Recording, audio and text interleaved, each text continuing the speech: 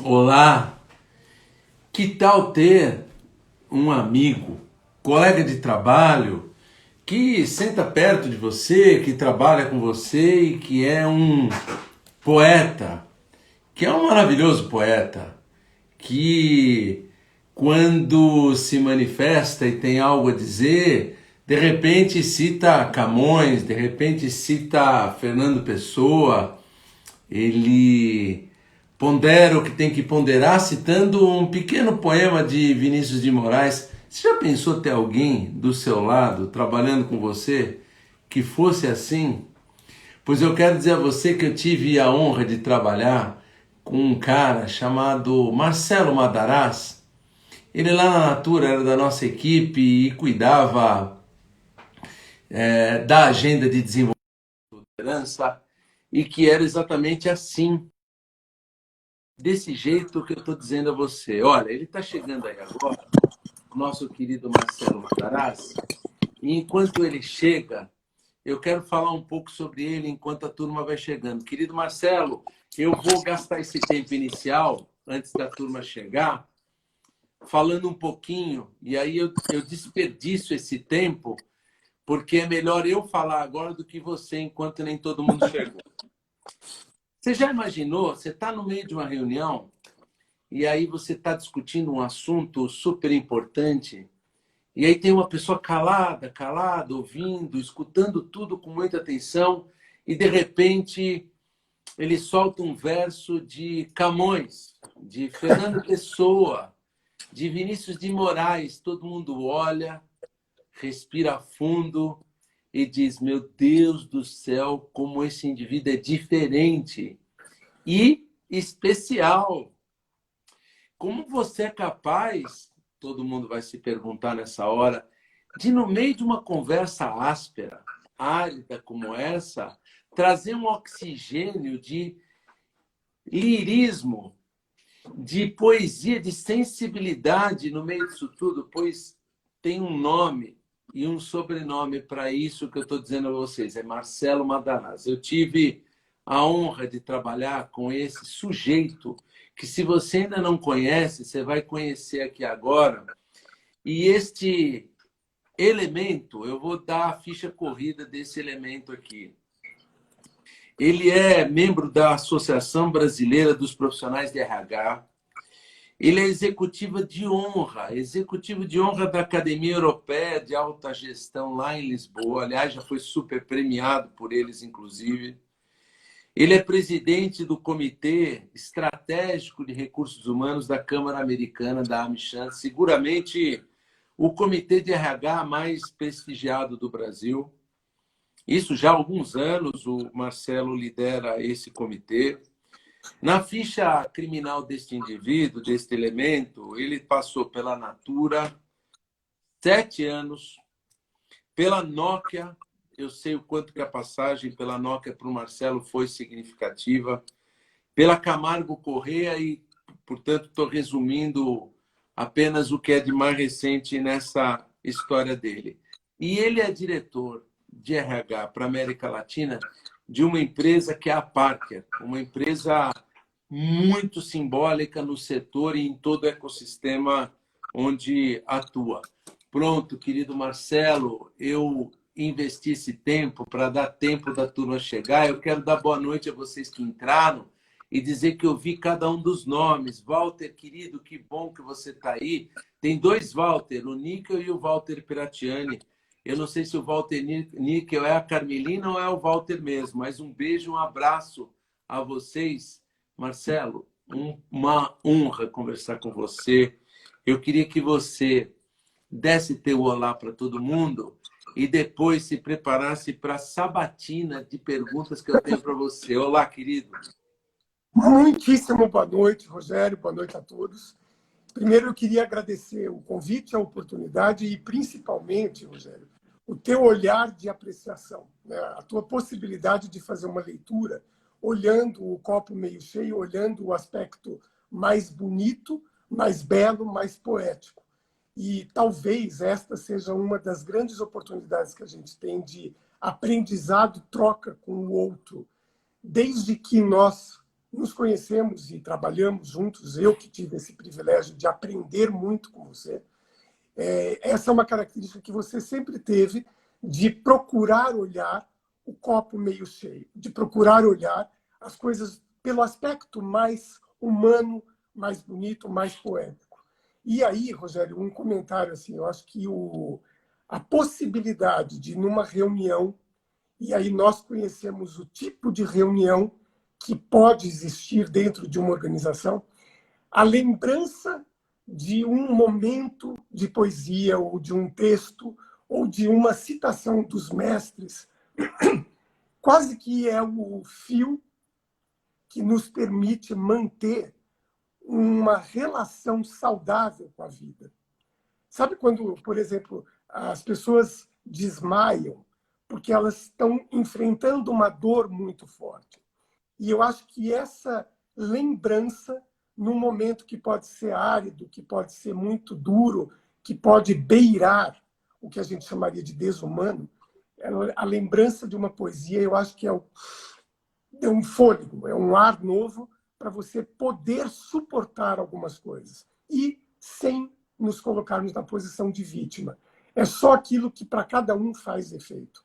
Obrigado pela tua lembrança destes momentos, ainda que para algumas pessoas isso possa parecer que diferente, que bizarro ou que anormal, para usar uma expressão que as pessoas estão usando tanto.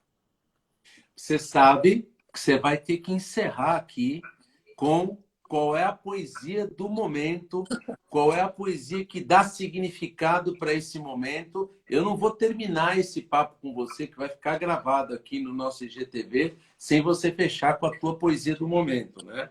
Eu queria dar um oi, mandar um beijo para a Ana, que está aí, para o Walter Piratiani, para a Fabiana, a Deise. A Deise, o Marcelo sabe bem quem é, né, Marcelo? Ela me mandou um oi antes dessa live e eu mando um beijo para você. A Deise é a mãe do Marcelo. É assim que fala o nome dela, não é? É isso mesmo. Ela é uma figuraça. Eu adoro a sua mãe. Ela está sempre por aqui me acompanhando. Um beijo para você, Deise, a Ivana, a Patrícia. Querido Marcelo, vou te fazer a seguinte pergunta. Eu conversei outro dia aqui com o chairman do Capitalismo Consciente. E nós estávamos conversando, eu e o Hugo, e eu e o Hugo temos uma opinião. Eu arrisco, eu aposto qual é a sua, mas nada como ouvir da sua própria voz, que o momento atual deixará um legado de novos valores para as lideranças e para as culturas organizacionais. E que, em alguma medida, esses valores serão mais femininos. E aqui nós não estamos falando de gênero, nós estamos falando de energia.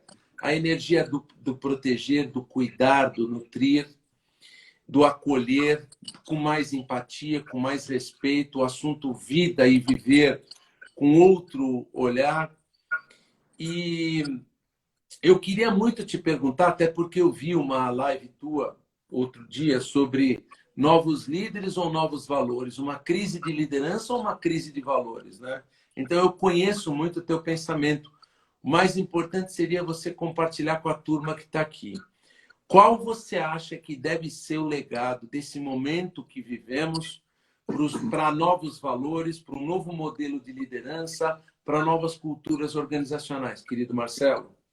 Já eu vou fazer um passo anterior, só para tirar, apesar, e aí eu acredito que não seja uma contradição, mas uma gestão de paradoxos, né? Por mais que eu acredite que seja muito mais saudável a gente olhar o copo meio cheio e o lado positivo, e o lado saudável, e o lado da luz, isso não significa que a gente tenha que perder a capacidade de uma leitura realista das coisas. Então, eu deixo um pouco de lado essa visão otimista e quase romântica de algumas pessoas, que este momento da pandemia vai verdadeiramente transformar o ser humano e aí virão elementos muito melhores. Eu acho que esta é uma possibilidade entre várias. Como a gente lida com o ser humano é complexo, e cada um num nível de consciência muito diferente do outro, Eu acredito que, sim, algumas pessoas vão compreender este momento de pandemia e com todas as dificuldades que enfrentamos, quase que como um chamamento, né? Uma convocação, uma chamada, e para aqueles que já estavam no momento adequado, quase que vai ter uma aceleração deste processo de evolução. Então, este é um fato. O outro é que há também uma grande parcela da população que, infelizmente, continua entorpecida, né? Quase que num transe coletivo de uma alienação e de uma falta de consciência. Isto posto, eu brinco que, da mesma maneira que o budismo tibetano fala que tem 6 reinos, 3 superiores e 3 inferiores, e que ao longo de um dia nós, gestores de RH, visitamos os 6 reinos, né? Eu acho que a gente tem uma complexidade tão grande que, para aquelas pessoas que já estão no momento, sim, nós teremos uma possibilidade de renovação de valores, e estes valores serão os valores considerados femininos, que tem a ver com o acolher, com o cuidar, com o importar-se, com o preocupar-se com o outro. Então, esse movimento já existia, o momento atual acelera e intensifica isto, e aí eu sei o quanto você é amante dos livros também.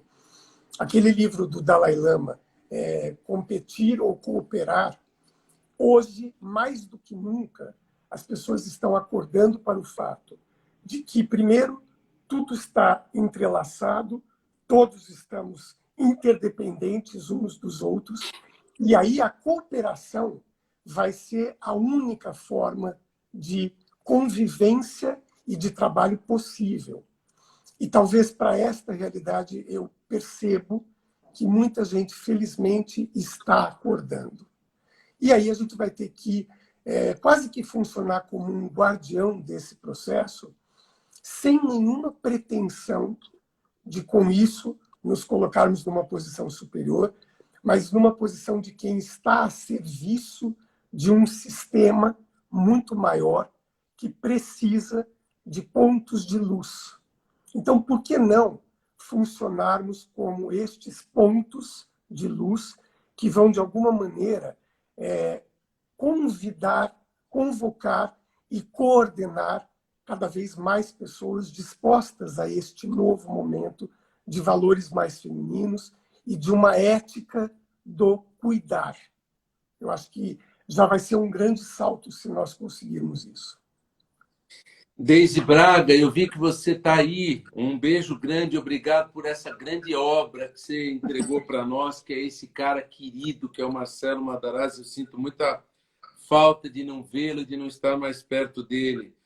Fábio, Júlio, Juscelia, Janaína, Matheus, João Carlos, a querida Cíntia, lá de Santa Catarina, de Balneário de Camboriú. Um beijo, obrigado de vocês estarem aí. Quem quiser chamar mais gente que precisa ouvir o Marcelo Madarazzi, aperta esse aviãozinho que tem embaixo, na parte de baixo, clica e você conecta quem você gostaria de convidar para ouvir o Marcelo Madarazzi, o diretor de RH da América Latina da Parker. Marcelo, na crise, conta para nós quais foram as primeiras medidas que a Parker tomou. Olá, Tuli, boa noite. E como foi a experiência de liderar pessoas no contexto do distanciamento físico, em home office, em conexão remota? Conta qual foi a estratégia da Parker e qual foi a experiência e aprendizagem da Parker até aqui com tudo isso que vocês viveram, notadamente no assunto home office e conexão remota. Legal. Rogério, de novo, eu acho que tem uma coisa assim, embora seja um marco tão importante, que é antes da pandemia e depois da pandemia, agora a gente ainda está no durante, né? Não dá para a gente apagar, passar uma borracha em tudo que já existia, em termos de cultura, em termos de gestão baseada em valores, e aí cada organização no seu momento. A Parker, felizmente, já vinha num processo de uma revisão da sua estratégia e a possibilidade de uma gestão, sim, baseada em valores e princípios. E nesta nova cultura, quando eu falo nova, eu falo de um movimento a partir de 2013, mais ou menos, muito já se havia conquistado, mas, infelizmente, como boa parte das organizações multinacionais, com a envergadura que a Parker tem, nem sempre a velocidade era aquela que nós gostaríamos. Eu falo isso, por exemplo, para um movimento de inovação. Então, você vê uma cultura com um pezinho no passado, é uma empresa centenária, tem 105 anos. Você vê uma empresa que tem ainda arraigado algum conjunto de valores que, por exemplo, o home office na corporação não fazia parte desta nova possibilidade de gestão. Na América Latina, nós já tínhamos um bom número de gestores que trabalhavam em home office de uma maneira menos intensa. Então, o que deu para perceber foi, de novo, a necessidade é a mãe da inovação, por conta da grande exigência de mantermos os negócios, de fazermos a gestão da equipe que poderia trabalhar remotamente. O que aconteceu foi que aquilo que seria a plataforma que já estava mais ou menos estruturada e preparada para um número menor, acabou se expandindo obrigatoriamente para comportar um número maior. Então, essa possibilidade de você agir de uma maneira rápida, reações rápidas, e mostrar para o conjunto de colaboradores. Nós temos hoje, na América Latina, cerca de 900 colaboradores, 56 mil no mundo, né? Você precisa mostrar que o barco não está à deriva. E aí o papel da liderança de tomar este leme, esta responsabilidade, e sinalizar, olha, apesar de todas as dificuldades, nós vamos seguir desta forma, desta forma e desta forma. Então, flexibilidade passou a ser mais do que nunca uma exigência, junto com resiliência, porque é óbvio que aquilo que você havia planejado em termos de volume de vendas, toda a tua produção, tudo que você, de alguma maneira, minimamente estruturou, agora estava sendo colocado em xeque, né? Existe um ditado que eu gosto, que é: a gente planeja e Deus ri. E aí, assim, de repente, a gente se supunha dono de algumas respostas, e aí as perguntas foram todas mudadas. E cada um lidando com o seu momento de lidar com o desconhecido, com aquilo que ninguém sabe.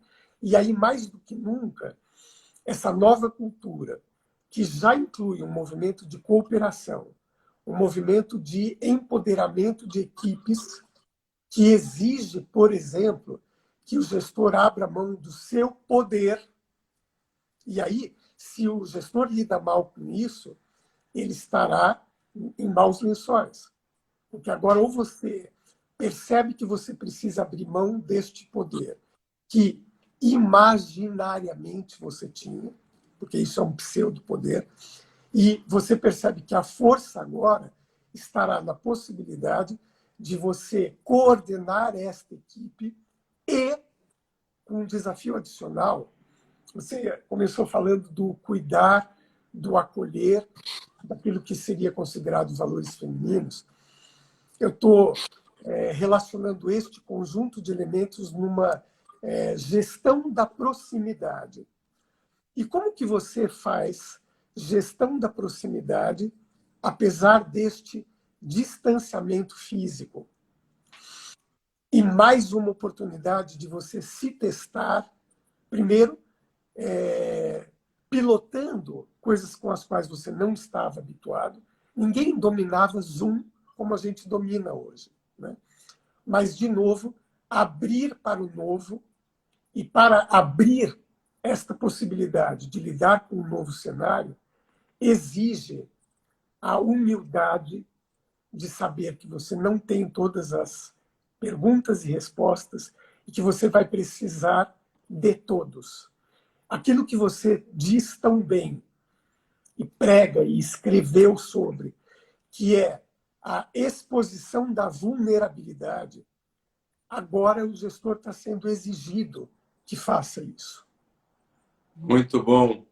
Queridos, nós estamos conversando com o Marcelo Madarazzo, diretor de RH América Latina da Parker, um executivo poeta, um poeta executivo. O Marcelo depois vai dizer que definição ele prefere melhor, mas, acima de tudo, um maravilhoso ser humano. André Paulon, eu te vi aí, que bom que eu te vi aí, o melhor controller do mundo. O André Paulon é o melhor controller do mundo. E meu conselheiro financeiro na Decision Wise. Obrigado, querido. A Tatiana, o Walter Piratiani. O Walter Piratiani é um dos melhores consultores do Brasil, um dos que mais entende de inovação e planejamento estratégico. Ele está aqui mandando um abraço para a gente. Obrigado. A Ana Miranda, ela é da Techware, uma empresa de tecnologia. Ela está perguntando para você assim, Marcelo, você acredita que quando os colaboradores retornarem, a cultura será a mesma? Em relação a relação será igual? A cultura será a mesma e a relação entre as pessoas será igual? Você tem uma preocupação com isso, Marcelo? Eu não sei por que a primeira coisa que me veio foi uma analogia de algumas pessoas que adoecem gravemente.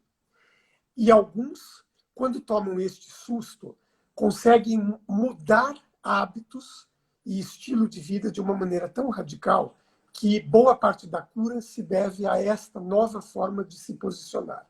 Então, isto é uma possibilidade. Outros, passado o susto, quase que esquecem aquilo que viveu e retomam os velhos hábitos. Então, de novo, eu acho que nós viveremos todas as alternativas.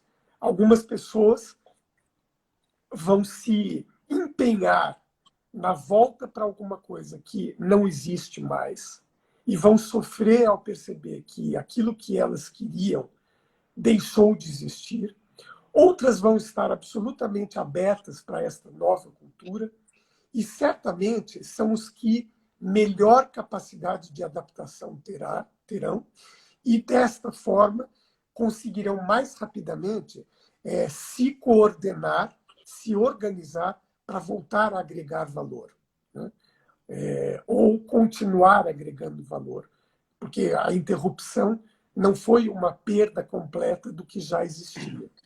Acho, sim, que este aspecto de trabalho remoto e da ausência da convivência, porque a cultura também é expressa por meio de rituais, de símbolos, que se fortalecem no convívio. Agora o convívio passa a ser de outra forma, porque nós não teremos o retorno de 100% da população num prazo de tempo médio, né?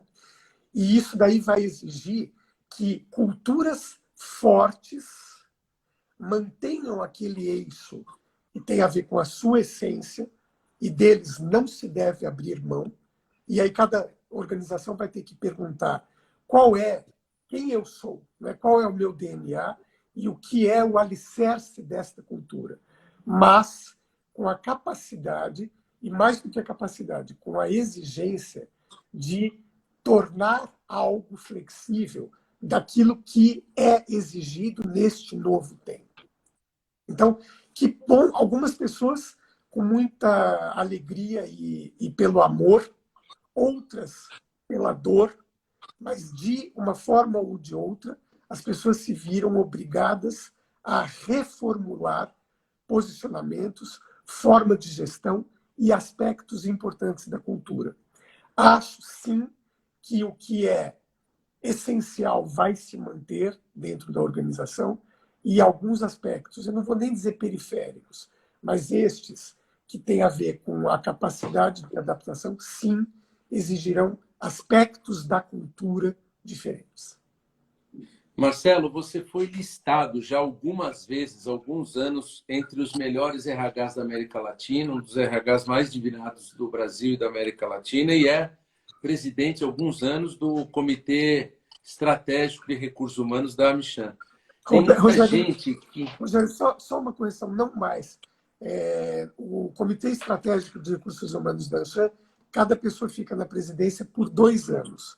Então, eu fiquei os meus 2 anos e eu saí da presidência no ano passado. Então, eu continuo, eu sou membro do comitê. Você é membro hoje, você foi presidente e é membro. Exatamente. As pessoas têm perguntado muito sobre o papel do RH. O papel do RH hoje, o diretor de RH hoje na organização, ele é igual, ele é maior, ou até perdeu alguma importância relativa. Que impacto o momento atual trouxe na importância relativa do diretor de RH junto ao C-Level, junto à alta liderança, junto à organização, na sua opinião? É assim, a oportunidade de verdadeiramente o profissional de gestão de pessoas, o profissional de recursos humanos, arregaçar as mangas e, se isto está alinhado com o seu propósito, mostrar a que veio. Em Portugal tem um ditado que é assim: cadê o fulano de tal? Ainda não chegou. Ainda não chegou, quer dizer, ele ainda não mostrou a que veio. E agora é uma oportunidade única, eu diria, de mostrarmos a que viemos. Porque, primeiro, é o guardião da lucidez.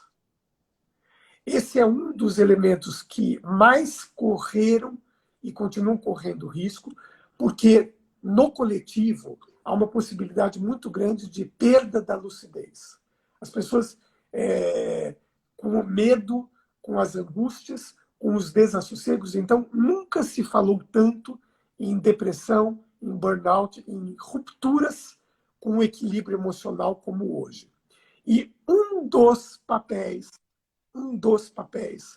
que o gestor de pessoas pode e deve ter é o de funcionar como o guardião da lucidez própria dos times e da própria organização. Eu acho que essa expressão salvaguardar a lucidez, para mim, é absolutamente valiosa, rica e ilustrativa. Muito boa. Marcelo, escreve um artigo para o LinkedIn com esse título: Salvaguarda da lucidez individual e organizacional. Adorei isso. Aliás, queria mandar um abraço para o William Barbosa. O William Barbosa esteve na Seara há muitos anos, um dos grandes líderes da Seara. Depois foi para o Habib's, fez em 1 ano e meio uma transformação no Habib's impressionante. Agora volta para a Seara. Ele está aqui mandando um abraço para a gente, Marcelo. Um abraço, William. Olha, me desculpa, aqui tem um perfil de WhatsApp, às vezes, ou de Instagram, às vezes o perfil ele vem de um jeito que eu não consigo identificar o nome.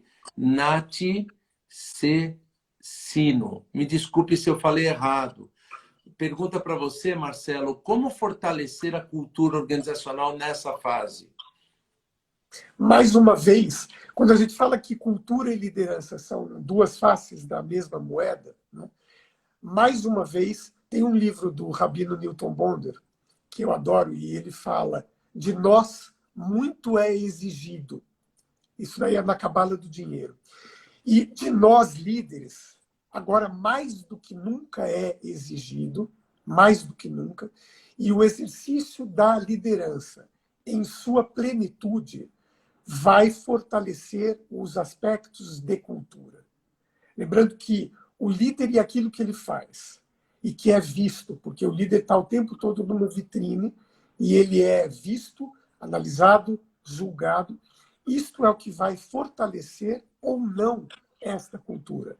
Então, além do profissional de RH agora ter tido a oportunidade de, deixa eu mostrar que vim, ele também vai passar por um momento de valorização, porque as organizações vão perceber que a importância de fazer adequadamente a gestão de pessoas, muitas vezes, é o que fará a diferença entre esta empresa sobreviver e sobreviver bem, ou esta empresa não conseguir e sucumbir a tudo que está acontecendo. Então, aquele chavão e clichê, nossa, pessoas são o nosso maior tesouro, que, infelizmente, para muitas organizações é um clichê, e é dito porque é isso que esperam que eu diga, então eu vou dizer, agora mais do que nunca, isto vai se revelar uma verdade. Então, quase que, sabe a história do rei Tanu? A pandemia expôs nudez. E expôs nudez tanto das pessoas que estavam em boa forma, e, portanto, poderiam mostrar sua nudez de uma maneira muito tranquila, quanto a nudez daquilo que você não gostaria muito de permitir que as pessoas tivessem conhecimento. De novo, qual é a escolha que você vai fazer? Você vai permitir que esta exposição te permita uma correção de rota, ou você vai querer pôr a sujeira embaixo do tapete e vamos fazer de conta que está tudo bem? Agora é a hora da verdade. É a hora da verdade, e aí quem tem olhos de ver que veja, quem tem ouvidos de ouvir que ouça. Você vai continuar, muitas vezes, jogando um jogo de vamos enganar quem, ou você vai trabalhar a favor da verdade própria e da organização para a qual você optou por se dedicar. É uma escolha de cada um.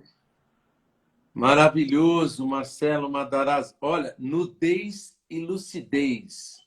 Escuta, convence o Newton Bonder a fazer uma peça com a Clarice, com esse título. Nudez e Lucidez, by Marcelo Madarazzi. Ficou maravilhoso esse título. Ou um artigo seu no LinkedIn urgente sobre isso, sobre o papel dos líderes e do RH, nudez e lucidez. Olha, tem um Instagram aqui, JR, eu acho que é Almeida. Um abração também. Pena que eu não consegui reconhecer quem você é pela escrita do Instagram. Um grande abraço, Eugênia. Que bom, muito obrigado. Mauro, Marcos, olha, muito obrigado. Tem gente aqui dizendo que adorou o que você falou agora. Esse cara, vocês não têm noção. Aqui pela live não dá para saber, aqui pela live não dá para ter ideia do que é o Marcelo Madarazzi, meu amigo e diretor de RH América Latina da Parker. Marcelo, nós estamos chegando na reta final. Eu tenho duas perguntas para te fazer e vou olhar mais um pouco o que a turma está escrevendo. Avisando já para vocês que a live fica gravada aqui no IGTV, então quem deixou de ouvir o Marcelo, avisa lá depois para ouvir aqui. Marcelo, qual foi até aqui, de março até aqui, o teu maior aprendizado pessoal? Você, pessoalmente, o que o Marcelo Madarazzi mais aprendeu do que nós estamos vivendo até aqui, querido? A necessidade absoluta de ter consciência da nossa finitude. E aí, de novo, eu pego o emprestado do Rabino, haverá paz na consciência de nossa finitude, porque o que a pandemia trouxe é uma exposição a um dos maiores medos do ser humano, que é o medo de morrer. E é o medo da perda da própria vida ou da vida das pessoas que amamos. Então, aquilo que o budismo fala da necessidade do desapego, por mais paradoxal que possa parecer, eu acho que para você conseguir se conectar com o exercício do seu ofício, você precisa estar preparado para abrir mão daquilo que era o suposto meu, e você abrir mão. É o desapego total. E o desapego, que para mim foi o grande aprendizado, não tem nada a ver com ligar o botãozinho, com o não importar-se. Muito pelo contrário. É que nem quando eu levei uma vez um lama budista lá para a Natura, onde tivemos o privilégio de trabalhar juntos, e eu perguntei para o lama Michel, por que o budismo falava tanto de morte? E a resposta dele foi, o budismo fala muito de vida, porque falar de morte é falar o tempo todo de vida. Tem um livro, Rogério, chamado Livro Tibetano do Viver e do morrer. Esse foi o primeiro livro que eu precisei fazer uso agora no momento de pandemia, e o capítulo era Impermanência. O que nós nos vimos obrigados a encarar é a possibilidade que já existia, mas com a qual nós nunca paramos para pensar todos os dias, é que a qualquer momento podemos ir. Como se isso não fosse a verdade mais absoluta de sempre, né? Então, eu acho que você perguntou qual foi o principal. Eu acho que o principal foi me dar conta desta finitude e, justamente por saber que é isto, valorizar cada momento. É aquilo que um dia, inclusive, nós conversando, você falou, e eu, se falo coisas que são tão admiráveis, é porque eu guardo coisas que eu aprendi com as pessoas. E aí você fala um pouco da escolha que cada um pode fazer diariamente de dar o seu melhor. Eu não sei, Rogério, se dar o meu melhor hoje traz algum tipo de garantia, porque o ser humano quer garantia e agora ele teve que aprender que não há garantias. Mas há aquela pacto que você faz com você mesmo de haja o que houver, vou fazer o meu melhor, vou dar o meu melhor. Acho que esse é o segundo grande aprendizado. Pessoal, nós estamos aqui com Marcelo Matarazzo, meu amigo e diretor de RH da América Latina da Parker. Nós estamos chegando ao fim. Queria mandar um abraço para a Cássia, para a Neide. Kleber Moraes, te vi aí. Obrigado, amigão. Marcelo Pacote, um grande abraço. A Janice é nosso anjo da guarda lá na Natura. Lembra dela, Marcelo? Passou aí. Vou mandar um oi para nós. Muito obrigado, querida Janice. Ângela Pontes, o Júnior da Cibelar. Júnior, um grande abraço, querido amigo. A Ivane, do Nordestão, que ela está lá em Natal ouvindo você aqui agora. Que inveja de você. Que cidade linda que é Natal e que empresa maravilhosa que é o Nordestão. Marília, um grande abraço.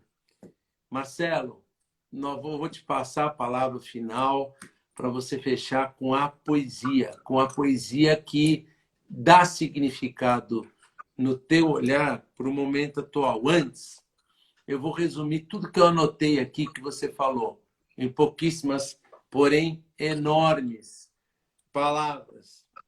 O momento atual expôs nossa nudez, exige nossa lucidez, nos lembrou da nossa finitude e nos exige um pouco mais de desapego. Querido amigo, super obrigado pela lembrança tão sábia de algo que só alguém super sensível como você conseguiria resumir tão bem. Eu vou até pegar minha taça de vinho aqui agora para ouvir as tuas palavras finais, porque eu estava esperando por isso o dia inteiro. Querido Marcelo, pode fechar como você quiser o papo para as pessoas que estão aqui agora ao vivo e para as que vão te ouvir depois na gravação nos próximos dias. Muito grato por você ter topado esse papo. Rogério, quem conhece você sabe que um dos temas de sua paixão é justamente o engajamento e o propósito, né? Falar de propósito. E quando a gente fala no propósito do líder, nós podemos agora ver, por exemplo, qual é o legado que as pessoas que trabalharam com o Rogério têm dele. E isso tem a ver com o verdadeiro papel de líder, que deixa seguidores, que deixa pessoas que, de alguma maneira, ficam com aquele registro bom do que foi vivido juntos, né? E que pode, inclusive, e sim, incluir momentos de muita dor. E aí, o que foi feito para a travessia dessa dor?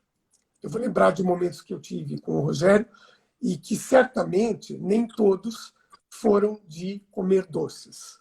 Também existiram aqueles que nos fizeram crescer muito, né? E aí, Rogério, você falou que aguardava ansiosamente. Esse trechinho tem muito a ver com o que você falou. A gente gostaria muito de conviver mais. Sabe o sentimento de que você alimenta coisas da alma que são importantes e que eu valorizo, e que boa parte da nossa rotina não permite que a gente se dê de presente o gozo de conviver com pessoas que, para nós, são especiais. E aí o trecho com o qual eu vou fechar e agradecer o convite e o bate-papo é o seguinte: às vezes, vive-se anos continuamente com amigos. É uma rara oportunidade. Outras vezes, de acordo com suas ocupações ou as nossas, e o lugar onde se encontram ou nos encontramos, vão e vêm presentes por semanas ou meses ou apenas dias. Mas toda amizade é um bem duradouro. Mesmo depois de 25 anos de ausência, abraçamos-nos da mesma forma. Creio, aliás, que a amizade, como o amor de que ela participa, exige quase tanta arte como um passo de dança bem-sucedido. É preciso muito elan e muito comedimento, muitas trocas de palavras e muitos silêncios. E, sobretudo, muito respeito. Marguerite Yourcenar. E é isso. Obrigado pela amizade que envolve tanto respeito um pelo outro, Rogério. Obrigado de coração. Querido Marcelo, a gratidão é minha. Eu queria lembrar, olhando para você e ouvindo as tuas palavras agora, o quanto que a gente precisa dar um novo significado a esse verbo tão nobre que é liderar. E liderar significa algo não tão distante de amor e afeto. Infelizmente, liderar no Brasil se tornou sinônimo de falta de ética, de estupidez, de violência contra o outro, polarização, odiar o outro. E pessoas como você, no mundo corporativo, lembram que é possível liderar com muito amor e afeto pelas pessoas e pelo que fazemos, com muita eficiência e com muita entrega. Essas coisas não são excludentes. Então, obrigado por você ser uma prova viva de que dá para a gente dar significado novo ao verbo liderar. Eu agradeço muito a vocês que ficaram aí. Jonas, um beijo grande. É isso aí, Jonas. Esse cara é porreta, meu. Vocês têm que convidar ele lá para Santa Catarina para falar lá para a Fiesc e para o SESI inteiro no estado, viu, Jonas? Janice, muito obrigado por ter acompanhado. Marcelo, um beijo carinhoso, um abraço forte e até a próxima. Pessoal, super obrigado, um abraço carinhoso a todos vocês. Até breve. Tchau, Marcelo. Abraço grande. Tchau.